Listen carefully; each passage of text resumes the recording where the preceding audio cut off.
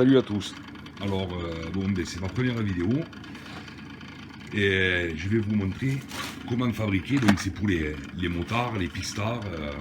Voilà, je vais vous montrer comment on fabrique un sèche-casque et un sèche-gants. On sait, pour ceux qui font de la piste les étés, on sait très bien que sur des sessions d'un quart d'heure ou 20 minutes, en enlevant le casque et les gants, ils sont trempés. Quand on les remet, c'est un peu dégueulasse.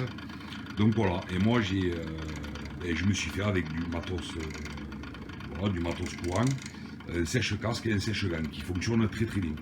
Voilà, donc je vais vous montrer un peu tout le matériel qu'il vous faut. Donc c'est esthétiquement, ça ressemble à rien, mais c'est franchement efficace.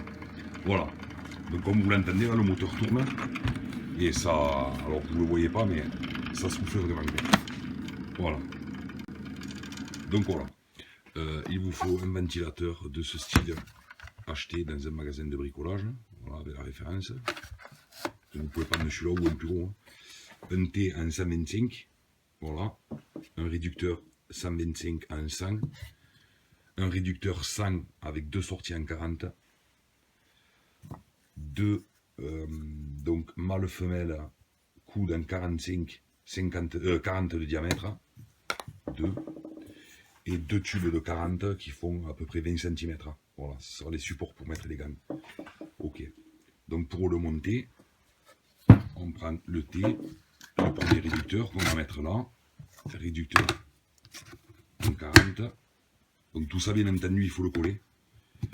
On met le premier coude, le deuxième coude.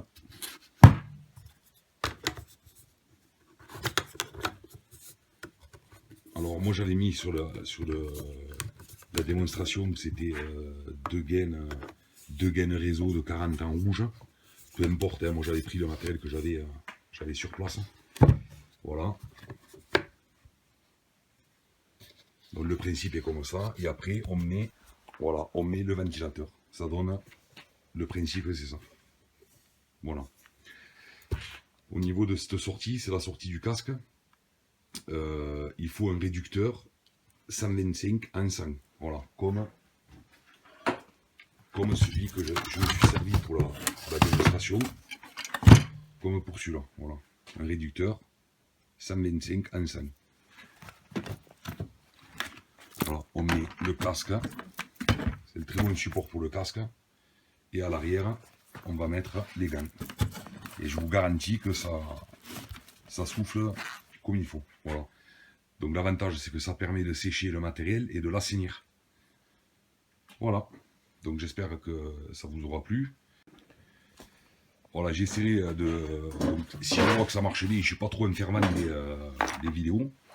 Mais si je vois que ça marche pas mal, je vous montrerai comment on fabrique un serre-roue avec presque rien comme matériel. Voilà. Un serre-roue manuel. Je ne sais pas si on le voit, mais voilà, qui permet de bloquer la roue avant ou la roue arrière quand on a de l'entretien à faire en mécanique. Donc voilà, s'il y en a certains, ça les intéresse pour les dimensions et savoir le matériel que j'ai utilisé, je peux vous le dire. Allez, ciao.